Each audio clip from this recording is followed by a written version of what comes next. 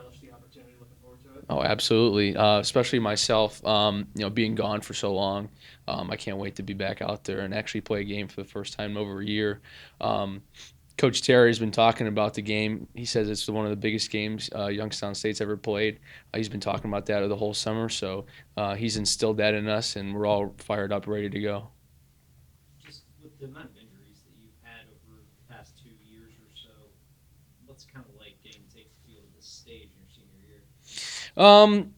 The first time it happened, I was kind of worried about it, worried coming back. But now the second time, I've had some great athletic trainers. I had a great support system in players, family, coaches, people I've worked with. Steve's done a great job with me. So coming back, I'm more confident than ever. Especially my knowledge with the defense. I feel like I'm right back into it. Um, so other than that, I'm ready to go, and I feel like I'm right where I left off. Physically too? You feel like you're back to 100% or as close as you can get to it? Absolutely, yeah. That's what I mean. We've in the training that I've done in rehab, Steve kicked my butt, so he worked me, so it's harder in rehab than it will be in the game or in practice. So I feel like I'm completely prepared for whatever I have to do going forward. We get prepared for 90-plus degree heat. That's what mentally it's been talked about for a while. Coach Bo, the whole staff's been talking about. Make sure we're drinking plenty of water, plenty of Gatorade, staying hydrated. So we pretty much know what to expect when we go down to Alabama. What about setting the tone for the home the openers always kind of sets the tone. Just talk about that a little bit. Last year kind of. Yeah. Last year, it's last year. We didn't come out and didn't do what we were supposed to do. But the first game is always one of the most important games. It sets the tone for the season, not only for us, but being on national television. We want to make a statement. We want to show the nation what we've become since last year, going 4-7. Not doing what we want to do. So this is a huge statement for us. It's a huge statement for proving to ourselves and other people, who we really are and who we can become going forward. You talk about your knowledge of the defense. What do you think? How the defense changes what you bring to the defense when you're out there with the experience and knowledge you have? That's what especially being a senior, being in this program for 5 years. I know the defense, and even when we keep installing new defenses, I take it on myself to be the one to control the back seven. Telling the corners what to do, telling the linebackers where they go, even telling my other safety where to go. So I feel like that's my responsibility. And even just doing, making checks. They're coming out in certain formations, what to expect. When the running back does this, the receiver does that, what to expect. So I take that upon myself to tell others, not only in the meetings but on the field as it's happening. How important is that? Because last year, Coach talked a lot about miscommunication, especially defensively. So, how much did you miss not only playing, but just being the voice to kind of put people in the right spot? Not having that seemed to be an issue last year. Yeah, I think part of the problem was we had guys who weren't as comfortable as I would be in the position. A lot of guys, first time starting at safety. It's difficult back there. It's not for the faint of heart because our safeties need to know what's going on at all times. They need to know the defense inside and out. So that's probably a lot of the reason why. But I think now we have Zaire as well. He knows what's going on. We have Smalls and Bryce out there. We have Mel, an upcoming corner. He's doing pretty well. So we have guys in the position now who knows what's going on, and we're really confident in what we can do. I know it's been a little while since you played the game, but how different is it from a communication standpoint from practice to a game?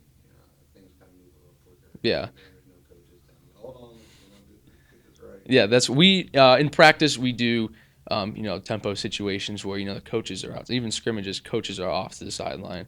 It's just the players. So we always practice like it's a game. We communicate as we would in the game.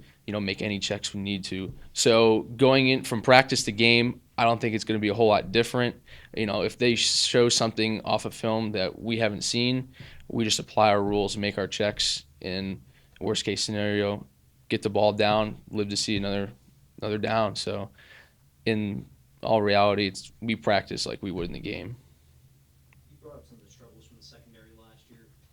For guys like you and Bryce that have playing experience and kind of are the veteran leaders in that secondary, do you guys have a little bit of a chip on your shoulder to kind of prove that last year was last year and you guys can produce? Absolutely, we have everything to prove. In the previous years, we've had a standard of being the number one pass defense in the country, and we're still holding that standard. We're looking to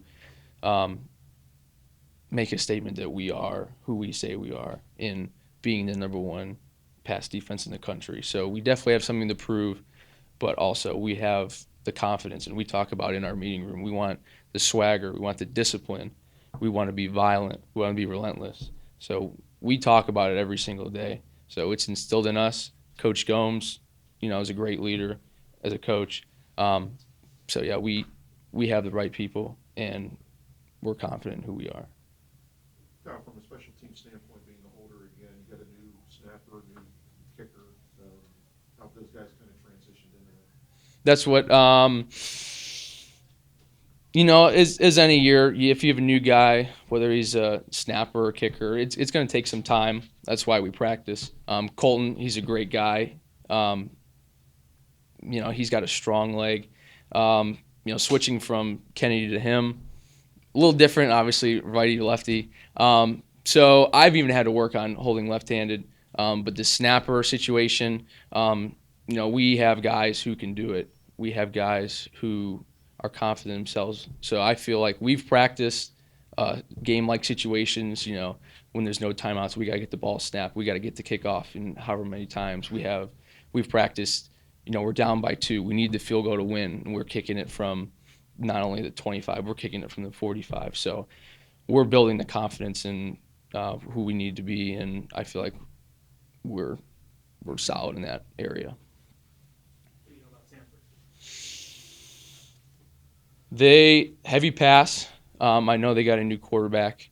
Their starting quarterback last year was with the Steelers.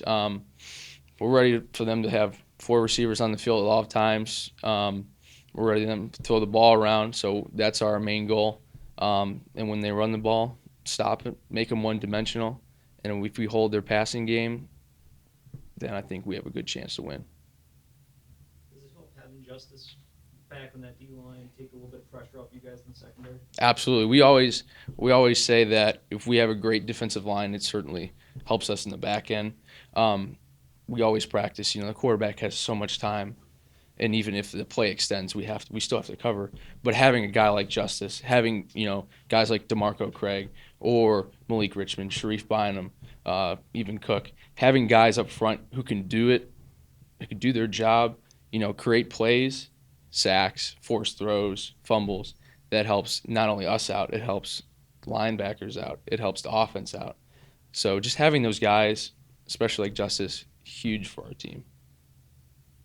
Is it any more difficult not knowing who your starting quarterback is from a leadership standpoint, or maybe not an offensive player, but you are one of the leaders of the team, so how does that affect the mentality of the group?